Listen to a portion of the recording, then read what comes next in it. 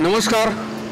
आपण आहोत आपटे रोडच्या कोरोनेट हॉटेलमध्ये आणि इथे आपण गप्पा मारणार आहोत एक मॉडेल, अभिनेत्री आणि tarot card reader Amruta Kulkarni यांच्याशी. भेटूया थोड्याच वेळात.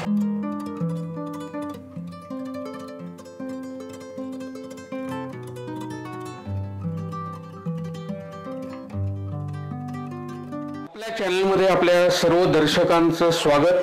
आज आपल्याबरोबर आहेत टॅरो कार्ड रीडर, त्याचबरोबर अभिनेत्री आणि तिसरी ओळख म्हणजे मॉडेल अशा अमृता कुलकर्णी. आज आपण त्यांच्याशी गप्पा मारणार आहोत, त्यांच्याकडनं जाणून घेऊयात. पहिला तुझा आवडीचा विषय घेऊ आपण. नक्की. Tarot card. तर टॅरो कार्ड हा विषय आपण इथे घेतल्यानंतर बहुतेक अनेक लोकांचे त्याच्यावरती आक्षेप येणार आहेत. ते लोक शिव्या पण देणार आहेत की हो, कारण अंधश्रद्धा पसरवता वगैरे वगैरे. तर पहिलं ते शास्त्र कसं आहे आणि ते कुठनं आलंय? कारण आपल्या भारतीय ज्योतिष आणि असे अनेक हे आहेत, पण भारतामधनं टॅरो कार्ड हे आलेलं नाहीये असं माझी समजूत आहे किंवा अनेकांची समजूत आहे आपल्या दर्शकांपैकी. तर त्याचा इतिहास, भूगोल किंवा हे सगळं तू सांगशील का जरा? ते नक्कीच. टॅरो कार्ड हे मुळात भारतीय नाहीच आहे.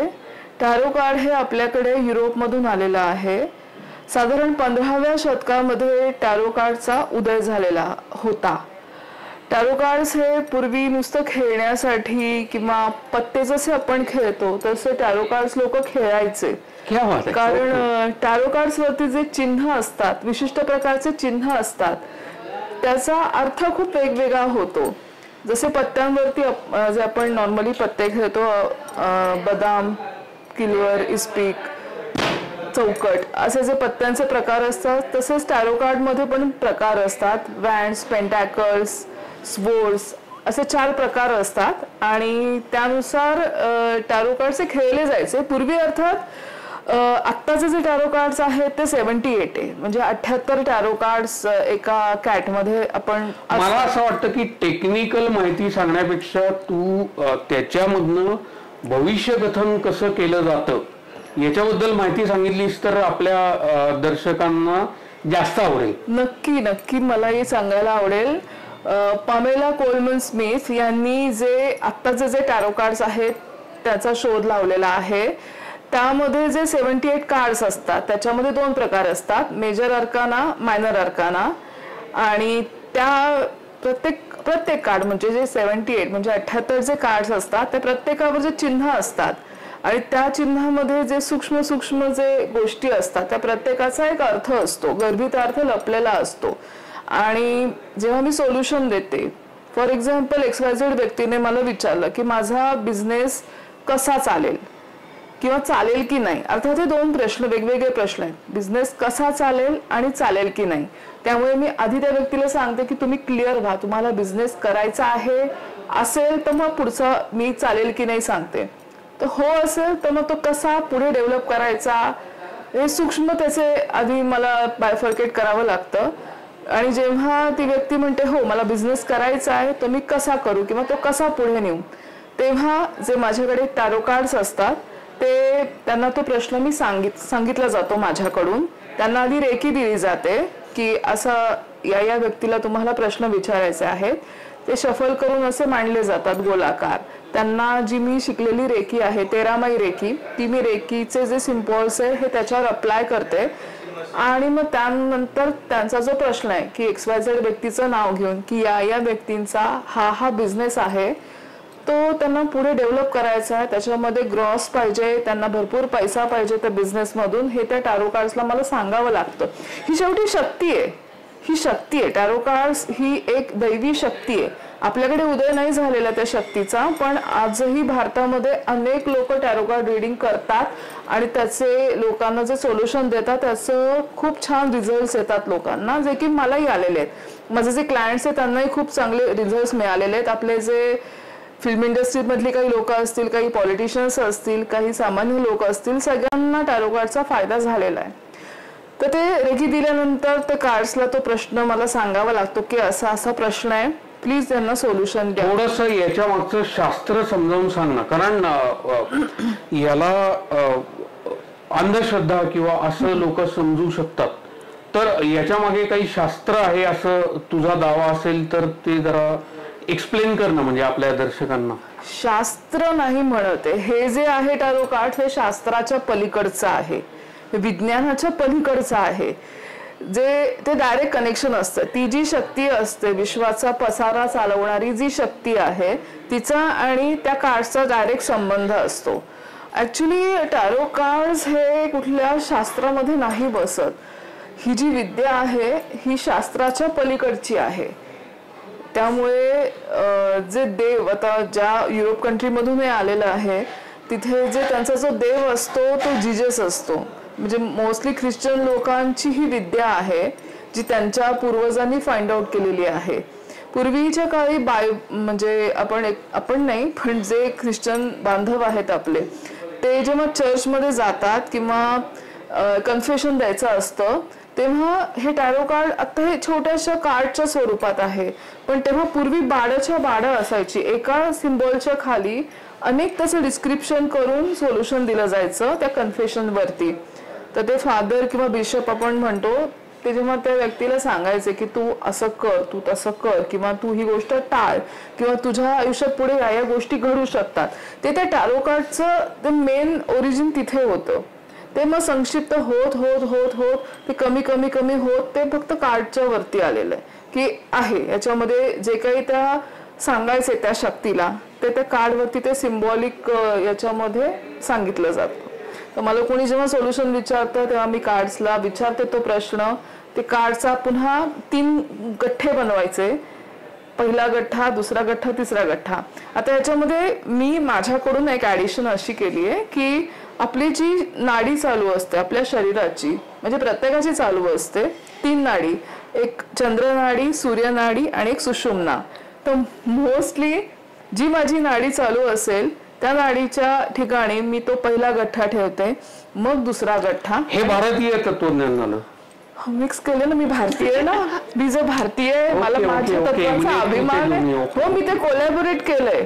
माझं एम काय, मी पण असं म्हणजे बघितलं की चंद्रनाडी आपली जेव्हा चालू असते तेव्हा ते योग्य वेळ त्या कामाची असं काहीतरी आहे ना. ते काय प्रत्येक कामासाठी वेगवेगळ्या नाडी असते.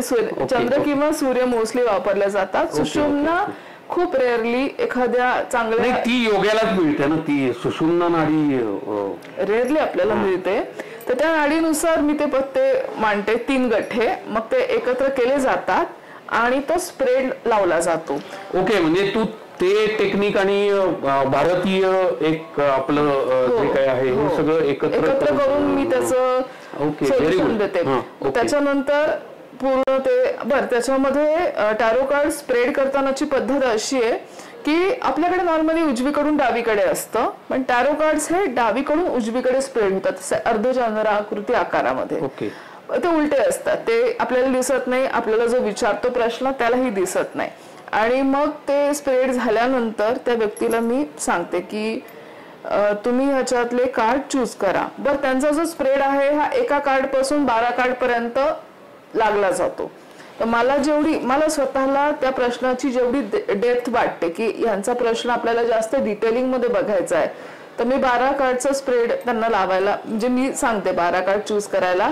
फार छोटस हवं असेल सोल्युशन किंवा जस्ट त्यांना येस ऑर नो उत्तर हवं असेल तर 3 कार्डचा स्प्रेड खूप झाला. तर त्यांना फक्त स्प्रेड लागल्यानंतर वरून कार्ड चूज करायला सांगते. त्या कार्डचा स्पर्श नाही करायचा, त्यांना अलाउड नाहीये. वरून कार्ड ठेवतो, हे कार्ड, हे कार्ड, हे कार्ड, किंवा इथून 14वं कार्ड, किंवा उजवीकडून 15वं कार्ड, असं ते सांगू शकतात.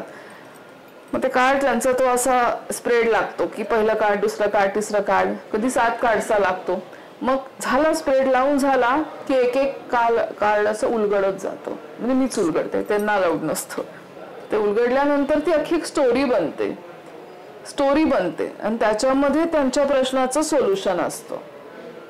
तुमचं बिझनेसचं काही असेल तर ते प्रत्येक पहिल्या कार्डचा अर्थ वेगळा, दुसऱ्या कार्डचा वेगळा, तिसऱ्या कार्डचा वेगळा. बरं, याच्यामध्ये चांगलं कार्ड, वाईट कार्ड असतातच, पण एखादं व्हाईट कार्ड चांगल्या कार्ड नंतर त्यांनी चूज केलं असेल तर त्याचा अर्थ बदलतो, किंवा एखादं चांगलं कार्ड व्हाईट कार्ड नंतर आला असेल तर त्याचाही अर्थ बदलतो. म्हणजे ते त्यांचं कुठल्या कार्डला ते फॉलो करतंय यानुसार पण त्या पूर्ण स्टोरी चेंज होते त्यांच्या काय उत्तराची. त्यामुळे तो पूर्ण अभ्यास करून त्यांना मग सोल्युशन दिलं जातं की असं असं आहे, असं असं तुम्ही टाळा, हे करा, अशी लोक तुमच्यासाठी हानिकारक आहेत. कधी कधी बायको पण किंवा एखादा आपला जीवनसाथी पण त्या व्यक्तीचा हानिकारक ठरू शकतो त्याला. कधी कधी शत्रू पण बेनिफिशियल ठरू शकतो. ते कार्ड्स जसे येतात तसं त्याच्या प्रश्नाचं सोल्युशन असतं आणि ते मोस्टली 90% परफेक्ट असतं. मोस्टली मला जेवढे अनुभव आले ते. मुळात आपल्याकडे भारतीय परंपरेमध्ये ज्योतिष पत्रिकेवरनं किंवा हे सगळं बघण्याच्या अनेक हे गोष्टी असताना सुद्धा तुला पर्टिक्युलरली या गोष्टीची आवड कुठनं निर्माण झाली आणि त्याचं प्रशिक्षण काही घेतलंस काय, किंवा त्याच्याबद्दल थोडीशी माहिती. नक्कीच. ज्योतिष हे आपली कला आहे, किंवा आपली कला म्हणण्यापेक्षा आपल्या भारतीयांची ती विद्या आहे. अनेक पूर्वापार चालत आलेले आहेत अनेक युगांपासून. ज्योतिषाचं मला आवड होती. ज्योतिष मी शिकलेली पण आहे, फलज्योतिष शिकलेली आहे मी. म्हणजे पत्रिका बघता येते? हा, पत्रिका बघता येते. पण आपल्याकडे एक असा शाप म्हणू शकतो, शापच असतो तो, की तुम्ही जर मनापासून ज्योतिष सांगत असाल कोणाला, कमर्शियली नाही. कमर्शियल भरपूर ज्योतिषी आहेत आपल्या पुण्यामध्ये, भरपूर आहेत आणि भारतात तर असंख्य आहेत. पण ते ज्योतिष सांगणं हे लिमिटेड लोकांनाच अलाउड असतं. नाहीतर तुम्ही जर कमर्शियली सांगून पैसा कमवू शकता, काही प्रॉब्लेम नाही, पण लिमिट असतं ज्योतिष सांगण्याला. लिमिट ज्योतिषाचं लिमिट कसं आहे, एक देवीचा कुठला आय थिंक पार्वती देवीचा शाप आहे की जी व्यक्ती ज्योतिष सांगे ती व्यक्ती आयुष्यभर दरिद्री राहणार, असा एक शाप आहे. एक शाप आहे.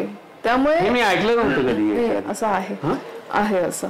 पण मग ज्योतिषी धंदा करतात, करोडो रुपये कमवतात, ते त्यांचं तेच सांगते. पूर्ण त्यांची शांती करून घेतात, स्वतःची ते शांती करून घेतात. की कारण मी तुम्हाला तुमच्या आयुष्यात पुढे काय घडणार मी नाही सांगत, पण ज्योतिषी सांगतात की हे तुम्ही करा, हे तुम्ही इकडून नका जाऊ, तुमचं हे नका. एखादं लग्नाचं आपण बघू की या मुलीशी लग्न नका करू, हे तुम्हाला चांगलं नाहीये, तुम्ही दुसऱ्या मुलीशी बघा. मग ते दुसऱ्या चांगल्या मुलीशी लग्न करून त्या व्यक्तीचा होतो संसार. पण XYZ मुलीशी जर लग्न करणं त्याच्या नशिबात लिहिलं असेल तर तो भोग तो ज्योतिषी चुकवतो. आणि त्याचं जे पाप आहे तो नियतीचा जो आहे, हा, तो ज्योतिषाला लागतो. बरं, ते येऊ नये म्हणून ज्योतिषी स्वतःची शांती करून घेतात. करावीच लागते, दुसरा पर्याय नसतो. त्रास होतो नाही तर. हे म्हणजे विश्वास असो नसो कोणाचा, पण जेव्हा आयुष्याशी आपला खेळ होतो तेव्हा ते कळतं ज्योतिषाला की असं नाही करायचं, आपण आपलं शांती करूनच सांगितलं पाहिजे. तर ते तसं असतं. तुम्ही ज्योतिष हा नॉर्मली काय, तुम्ही जे भविष्य किंवा जे घडणाऱ्या गोष्टी आहेत जे चांगल्या असतील ठीक आहे, पण ज्या वाईट असतील किंवा एखादी गोष्ट घडू नये अशी एखादी घटना असेल ती तुम्ही प्रिव्हेंट करता. म्हणजे जी देवाची जी करणी किंवा देवाची जी करण्याची गोष्ट आहे ते तुम्ही खंडित करता. सगळ्यात मोठं पाप असतं. मग ज्योतिषाला बरोबर शापित विद्या आहे. ज्योतिष ही शापित विद्या आहे. तसंच टॅरो कार्ड्स हे ज्योतिष नाहीये. टॅरो कार्ड्स आणि ज्योतिष याच्यामध्ये खूप फरक आहे. टॅरो कार्ड्स हे सोल्युशन देणारी विद्या आहे. म्हणजे तुम्हाला इकडे जायचंय, हा जा तुम्ही, पण या प्रिकॉशन्स घेऊन जा, होईल तुमचं. तुम्ही जाऊ नका. ते कार्ड जे सांगतात की गेलं नाही पाहिजे तर मी सांगते नाही गेलं नाही पाहिजे, किंवा हा जा तुम्ही, जे काय असेल ते मी सांगते. ते ज्योतिष असं नाहीये. कधी कधी खूप असं अध्यरुदच करा पण नको पण करू, जे कार्ड्स असतात ते मी सांगते. त्याच्यामध्ये ज्योतिषा इतकं तीव्रता नसते, इंटेन्सिटी ज्योतिष इतकी नसते. आहे गाईडलाईन, म्हणजे एक फक्त मार्गदर्शन हे त्या मार्गदर्शन. आणि ज्योतिषामध्ये पर्टिक्युलरली तू म्हणतेस तसं की एक ही कर किंवा करू नको असंच हे आहे. हो 100. आणि टॅरो कार्ड हे सांगतं की करायचं असेल तर या मार्गाने कर बाबा, हा करू नको असं. अगदी रेअरली खूपच वाईट कार्ड म्हणजे द टॉवर एक थोडस वाईट कार्ड आहे, थोडस धोकादायक कार्ड आहे. ते आलं तरच आम्ही म्हणतो की नाही हे करू नका, किंवा हे थोडस थांबून मग करा. त्यांनी तुमचं जास्त भलं होईल.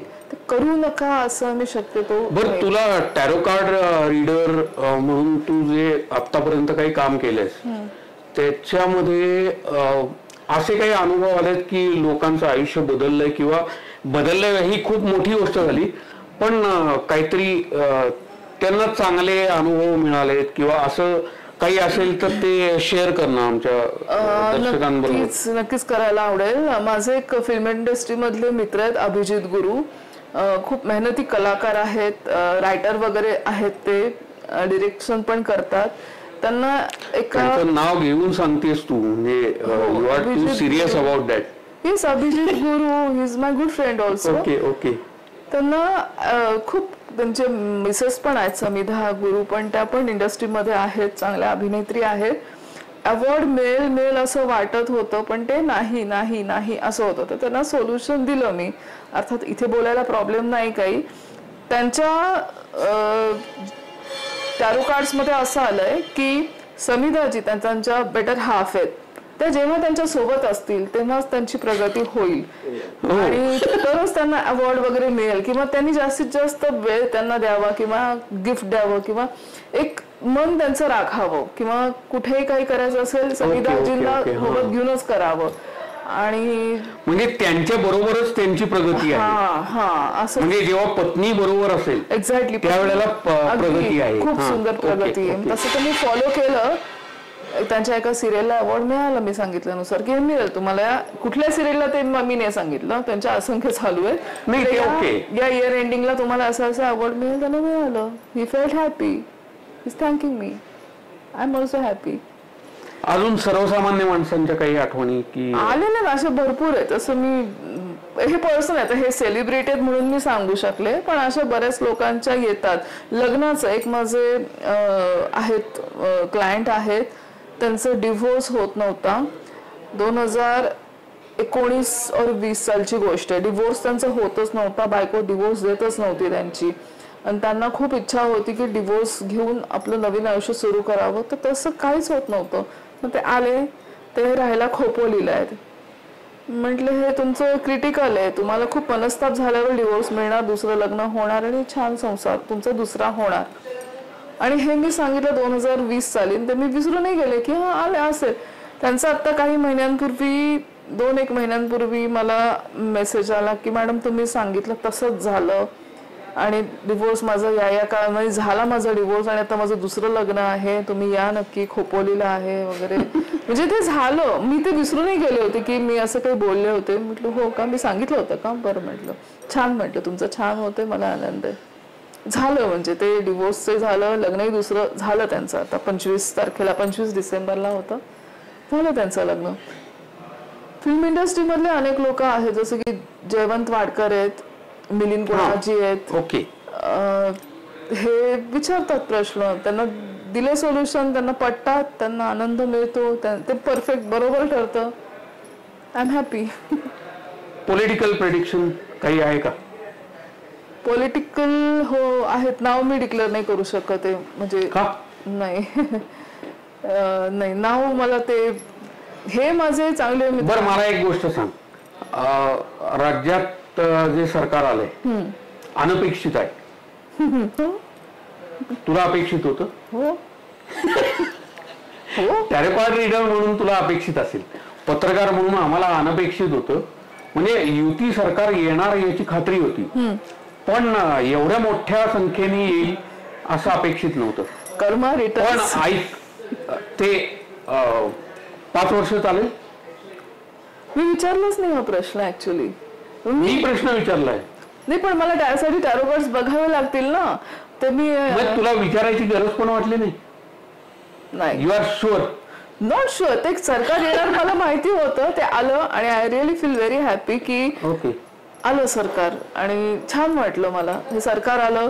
किंवा हे तुझं मत झालं म्हणजे वैयक्तिक, ऑब्व्हियसली, पण त्याचं भवितव्य काय हे तू बघितलं नाहीस? नाही बघितलं. आणि मोदी सरकारचं पण तुला काही प्रॉब्लेम वाटत नाही? मोदी सरकार युद्ध काय होतील का? मी काहीतरी विचार केलास का नाही, म्हणजे एक मोठ्या परसेप्शन मध्ये की काहीतरी नाही, मी हे काय होणार प्रश्न आहे बघितलेच नाहीयेत, मला कोणी विचारलंच नाही ना प्रश्न, त्यामुळे मी बघितलेच नाहीये. आणि कसं मी स्वतःहून विचारण्याचा इतकं मला वेळच नाहीये ना, माझी दैनंदिन कामं एवढी असतात की असं ते प्रॉपर तो विचार करून नाही, मी तेवढे प्रश्न विचारलेच नाहीये. मी विश करते की आपलं चांगलं व्हावं, आपल्या भारत देशाचं चांगलं आता तुझ्या व्हावं. दैनंदिन कामामुळे आपण आता तुझ्या पर्टिक्युलर तुझ्या वैयक्तिक करिअर वरती येऊया. आम्हाला सांग काय म्हणजे त्या ह्याच्याबद्दल, तुझ्या मॉडेलिंग आणि अभिनेत्री म्हणून नाटकात जी काही कामं केली त्याच्याबद्दल सांग. अभिनेत्री मी कॉलेजमध्ये नाटकांमध्ये कामं केलेली आहेत, प्रोफेशनल नाटकात 1-2 केलेली आहेत, पण एक हॉबी म्हणून केलेली आहे. ऍक्टिंग जमते मला, येते मला थोडीफार ऍक्टिंग. माझे वडील एक चांगले ऍक्टर आहेत, चांगले डिरेक्टर आहेत. टाटा मोटर्सला होते ते, तेव्हा त्यांच्या संस्था होती आमची त्रिमूर्ती नावाची. त्यांनी भरपूर एकांकिका वगैरे केली. म्हणजे बाबांची स्वतःची होती? हो, बाबांची स्वतःची होती. मग त्यांची ओळख करून दे ना आमच्या लोकांना. नक्कीच आवडेल मला. मग तर तेवढे थोडेफार गुण आहेत, पण असं मला फार ऍक्टिंग त्यांच्याबद्दल सांग ना. आपण हो, त्यांची नाटक संस्था स्वतःची होती ना. हो, सांग ना त्याच्याबद्दल. त्रिमूर्ती नावाची नाट्यसंस्था होती माझ्या वडिलांची. अनेक नाटक त्यांनी केलेले आहेत. जिल्हा राज्य पातळीवर केले, जिल्हा पातळीवर केलेत, अवॉर्ड्स वगैरे मिळालेले आहेत त्यांना. पण ते जेव्हा कंपनी म्हणजे टाटा मोटर्सला, तेव्हा ते टेल्को होती, टेल्कोला जेव्हा ते जॉबला होते इंजिनियर म्हणून, तेव्हा त्यांनी ते सगळं कमावलेलं आहे. दौरे वगैरे असायचे त्यांचे, किंवा सगळे फिल्म इंडस्ट्रीतले लोक त्यांचे चांगले मित्र होते, जसे की आनंद अभ्यंकर, विनय आपटे, चांगले होते, त्यांचा रॅपो चांगला होता. पण नंतर त्यांनी नंतर सोडून दिलं, नंतर ते अध्यात्माकडे वळले. ते स्वतः एक चांगले डाउजिंग करणारे आहेत, खूप लोकांना ते सोल्युशन देतात, प्रोफेशनली खूप लोकांचा फायदा झालाय त्यांच्यामुळे. आणि मे बी त्यांच्यामधूनच हा गुण माझ्यामध्ये आला असेल, लोकांना मदत करणं, आणि ते थोडंसं हटके प्रोफेशन हे त्यांच्यामुळे आलं असेल माझ्याकडे. I am very proud of his daughter, to be his daughter. I am very proud of. त्यांचं नाव तरी सांगशील? आतापर्यंत नाव सांगितलं. माझ्या वडिलांचं नाव श्री अरविंद कृष्णराव कुलकर्णी. आता ऍक्टिंग आणि मॉडेलिंग याच्याबद्दल. ऍक्टिंग मी ते छोट्या 2-4 शॉर्ट फिल्म्स केलेल्या आहेत आणि केलेल्या आहेत, एक हॉबी म्हणून केलेल्या आहेत. सिरियस असं मी फार त्याच्यात करिअर करायचंय किंवा पुढे जायचंय, पैसा कमवायचा म्हणून मी ऍक्टिंगचा नाही विचार केलेला आतापर्यंत. मे बी मला माझे काही स्वतःचे रिस्ट्रिक्शन्स आहेत किंवा सिक्युरिटी पर्पज साठी मी ऍक्टिंगला नाही म्हणते. माझे काही इतर रिझन्स आहेत. नाही प्लीज एक्सप्लेन.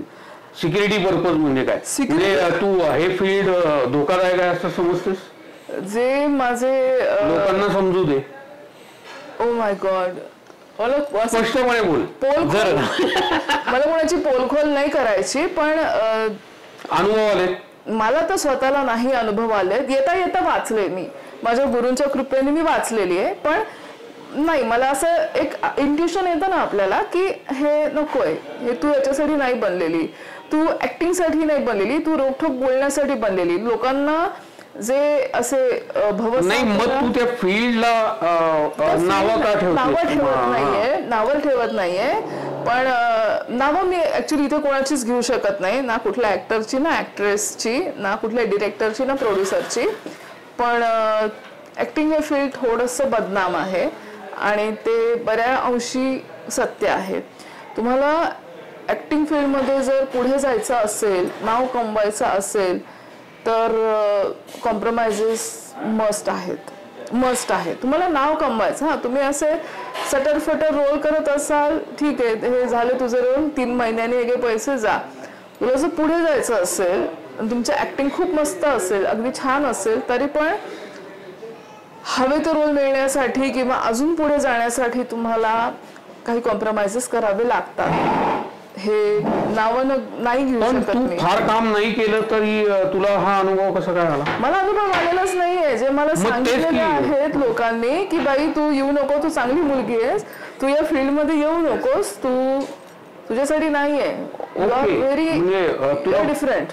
बाकीच्या लोकांनी सांगितलं म्हणून तुझं असं म्हणणं आहे की मी बघितलंय ना, माझ्या डोळ्यांनी बघितलंय ना, मी जे काही गोष्टी माझ्या डोळ्यांनी मी बघितलेल्या आहेत ज्या शॉकिंग होत्या, त्यामुळे मी तिथे नाही जास्त मला मी सिक्युअर स्वतःला नाही ठेवू शकत असं मला वाटतंय. मॉडेलिंगचं फील्ड असं आहे की तिथे तुम्हाला एक लिमिटेशन्स असतात की हे एवढंच आहे. मी साडी मॉडेलिंग करते, मोस्टली मी साडी मॉडेलिंग प्रेफर करते की मला एवढंच करायचंय, किंवा जे आहेत कोऑर्डिनेटर ते नाही मॅडम एवढंच आहे, एवढंच करायचंय, हे 3 दिवसाला 3 चेंजेस आहेत, you will get end of. आमच्या दर्शकांना ते साडी मॉडेलिंग म्हणजे काय ते सांग एकदा समजावणं, मला पण माहिती नाही ते. साडी मॉडेलिंग म्हणजे एखादा ब्रँड असतो, साडीचा ब्रँड असतो, जसं की सब्यासाची आहे, तुम्हाला सब्यासाचीचं प्रमोशन करायचंय किंवा सब्यासाचीची मॉडेल म्हणून जायचंय, तुम्हाला त्याचे जे तुमचं युनिट तुम्हाला कपडे प्रोव्हाइड करतं ते तुम्हाला अंगात परिधान करायचे असतात आणि पोजेस द्यायचे असतात. और ब्लँक सब्यासाचीला मोस्टली पोजेसपेक्षा ब्लँक फेस असणं खूप गरजेचं आहे. मी स्पेशली सब्यासाचीचं सांगतेय, मी ब्लँक फेस ठेवून तुम्हाला एक्सप्रेशन्स द्यायचे असतात. ज्वेलरी वगैरे तुमचं युनिट तुम्हाला प्रोव्हाइड करतं, बस संपला विषय, मॅटर क्लोज. दुसरे अनेक कल्की ब्रँड आहे किंवा अनेक इतर भरपूर ब्रँड्स आहेत आणि मॉडेल्सही भरपूर आहेत. करायचं तुम्ही साडी नेसून पोजेस देऊ शकता तुमच्या आवाक्यामधल्या, तुम्ही सभ्य दिसाल असेल तिथे तुम्हाला, म्हणजे माझ्या अनुभवावरून मी सांगते की तिथे तुम्हाला जास्त काही त्रासदायक ठरत नाही मॉडेलिंगचं फील्ड. आणि दुसरी एक गोष्ट म्हणजे माझे मॅगझिनला फोटो आलेले होते. मी सोलो मॉडेलिंग जेव्हा केलं होतं मी कॉलेजमध्ये असताना, तेव्हा सीताडेलला माझा फोटो आला होता. प्लस एक नॉर्थ कोरियन मॅगझिन आहे, त्याच्यामध्ये इंडियन कल्चरवरती एक काहीतरी माहिती दिली होती का काय देवाला, म्हणजे काहीतरी होतं. तेव्हा माझा भरतनाट्यमच्या याच्यामधला फोटो पण आलेला होता. भरतनाट्यम तू शिकलीस? हो, मी भरतनाट्यम शिकलेली आहे. क्या बात. मग ते करत नाहीस? करायचंय मी, माझे मध्यंतरी ऍक्सिडेंट झाला त्यामुळे मी थोडंसं थांबले की नाही, ज्यांनी त्रास होतो त्या गोष्टी मी टाळते. ऍक्च्युली भरतनाट्यम पोजेस देऊ शकते मी, पण करत नाही मी सध्या भरतनाट्यम. तर असे आलेत माझे फोटोज आलेले, ते मला ऍक्च्युली फोटोची एक आयडेंटिटी असते की हा, किंवा आता 1-2 वर्षापूर्वी मराठी मॅगझिनला माझा कव्हर पेजला फोटो होता, दिवाळी मॅगझिनला. I feel happy. मला ज्याच्यातून आनंद मिळतो त्या गोष्टी मी करते, मला त्याच आवडतात करायला. पैसा ही थोडी सेकंडरी गोष्ट आहे, पण आपला आनंद, आपलं मानसिक शांती, मानसिक समाधान जास्त महत्वाचं आहे, ते मला आवडतं, त्याला मी जास्त प्रेफरन्स देते. मग ते मानसिक शांती आणि हे मिळवण्यासाठी काय बाकी? मी मेडिटेशन करते ना. क्या बात आहे. मी रामरक्षा पण म्हणते आणि आमच्या गुरूंची जी साधना सांगितली ती पण मी करते, कलावती आईंची बालोपासना, आणि मला आनंद मिळतो. मेडिटेशन म्हणजे शिकलीस? नाही, शिकायचं किंवा कोण गुरु वगैरे आहे काय? हा, आमच्या गुरु कलावती आई यांचं जे त्यांनी जे. पण मग मेडिटेशन हे त्यांच्या याच्यात आहे कसं मला माहिती नाही. अजप म्हणतात, म्हणजे मेडिटेशन म्हणजे कॉन्सन्ट्रेट, आधी शांत बसायचं, ओंकाराचं आईंनी सांगितलं, आमच्या आईंनी कलावती यांनी सांगितल्याप्रमाणेच ओंकार लावायचा, त्याने तुमचं कॉन्सन्ट्रेशन होतं, ते करत राहायचं. 108 नॉर्मल सगळ्यांनाच माहिती, 108 महिन्यांची जी जपमाळ असते, ओम नमः शिवायचा जप आमचा जो गुरु मंत्र आहे त्याचा मी करते, त्याला मी जप म्हणते. मला असं वाटतं की जप करणं ही गोष्ट वेगळी आहे आणि ध्यान ही गोष्ट वेगळी आहे. ध्यान शांतीने करायचं असतं. ध्यान हे शांतपणे बसून, त्याला आपण विपश्चना जी म्हणू शकतो की विपश्चना. हो, मी सेशन्स अटेंड केलेले आहेत. याला जाऊन कुठे? मरकर रोडला, इगतपुरीला नाही जमलं, मरकर रोड इथे आहे पुण्यातलं, आणि एक इथे सारसबागेच्या जवळ एक आहे, ते फॉलोअप साठी आहे ना? ते नाही मला माहिती, तिथे काय फॉलोअप साठी आहे. अच्छा, मरकर रोडला तिथे तू ओरिजिनली करू शकते. हो, ते मी. पण इथे जे स्वारगेटचं आहे हे फॉलोअप करण्याचं आहे, म्हणजे तिथे तू अख्खा कोर्स नाही करू शकत तू. अच्छा, आलं का लक्षात? मी मरकाला केलेलं एक सेशन ऑन दी वे आहे माझ्या जायला, गावाच्या जवळ जायला, पण मी गेले नाही. नाशिकची आहेस काय?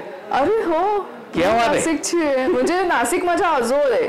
नाशिकची नाही, मी पुण्याचीच आहे. आमचा वाडा पुण्यामध्ये वाड्यामध्ये गेलंय माझं बालपण. पुण्याची मी, मला अभिमान आहे मी पुण्याची असल्याचा.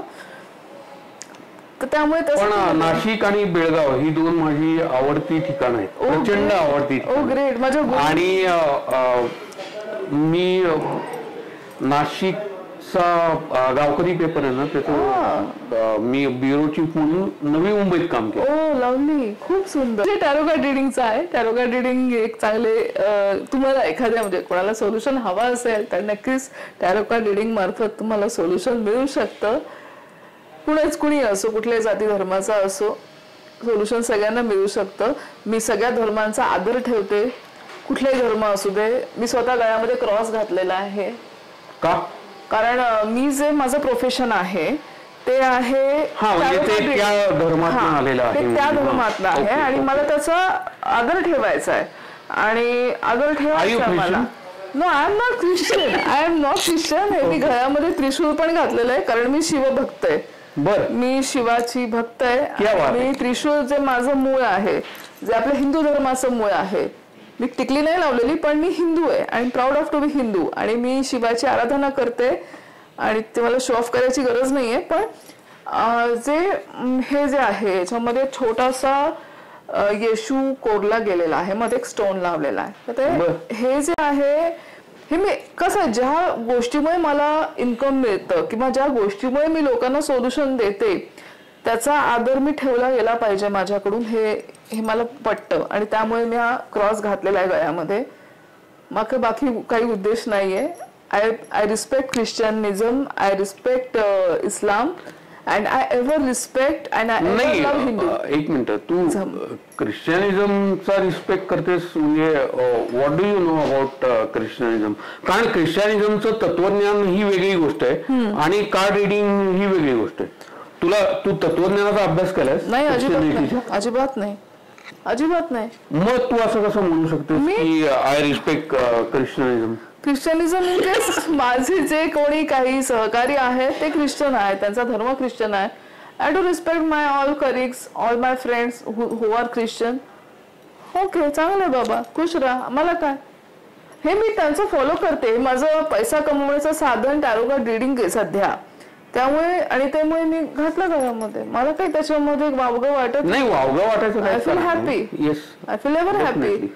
माझं हिंदुइझमला त्यांनी काही धक्का पोचतच नाहीये. मी मनाने हिंदू आहे आणि हिंदूच राहणार, टचवूड कायम. त्यामुळे आदर ठेवावा आणि ठेवलं तर उलट चांगलं. आपलं मन शुद्ध राहतं, आपलं मन निर्मळ राहतं. आदर ठेवावा प्रत्येक धर्माचा, पण सत्य जाणून घेऊन. म्हणजे इस्लाम धर्माचे हे आहेत चांगल्या गोष्टी, या वाईट गोष्टी आहेत. बट आय रिस्पेक्ट इस्लाम धर्म.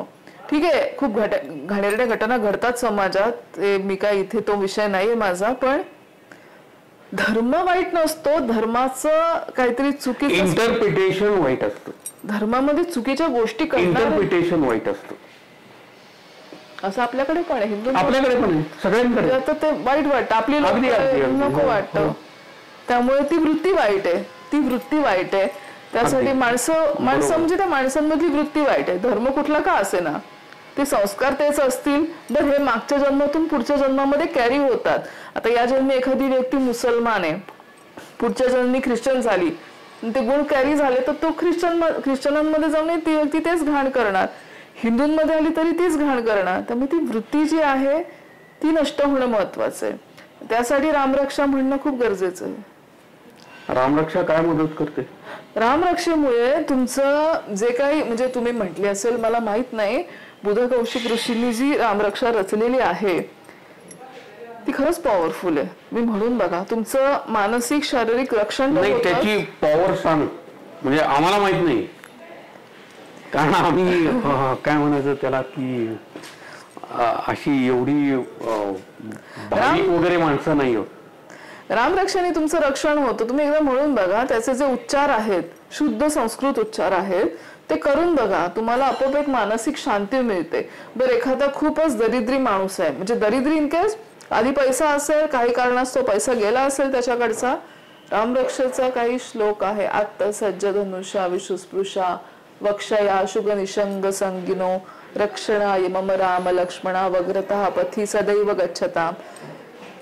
काही अजून आहेत, इव्हन विष्णू सहस्रनामातही आहेत. असं मी रामरक्षेचं एक हे पण ऐकलंय, म्हणजे असं युट्यूबवर कुठेतरी एक ऐकलंय की राम रामेती रामेती रमे रामे मनोरमे सहस्रनाम तत्तुल्यम. ते हा जो उच्चार आहे त्याच्यामुळे मानसिक शांती वगैरे असं आहे का? अख्ख्या रामरक्षेमुळेच मिळते.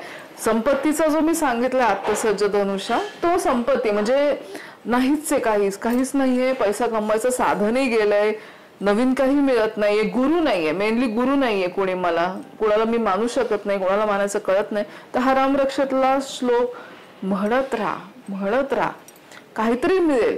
हंडा सापडेल सोन्याचा, पण तो मिळेल तुम्हाला, काहीतरी फायदा 100% होणार. बरं, हे फक्त हिंदूंसाठी नाहीये, ऑल ओव्हर सगळ्या जाती धर्माच्या लोकांसाठी आहे. फायद्यात नक्की राहणार. रामरक्षा द पॉवरफुल जो म्हणतो. काय संस्कृत आणि फार काय अवघड नसतं. ब्राह्मणांना येतं संस्कृत, ते लहानपणापासून त्यांना ती वाचाशुद्धी झालेली असते. सगळ्या जातीच्या धर्माच्या लोकांना ती वाचाशुद्धी होते. म्हणजे आता आपण पिक्चरमध्ये किंवा सिरियलमध्ये, नाटकांमध्ये बघतो, जे सतत सतत सतत शुद्ध बोलतात किंवा सतत ते डायलॉग्स पाठ करतात, ते सगळे लोक शुद्धच बोलतात. असं काही मोनोपोली नाहीये ब्राह्मणांची, पाहिजे.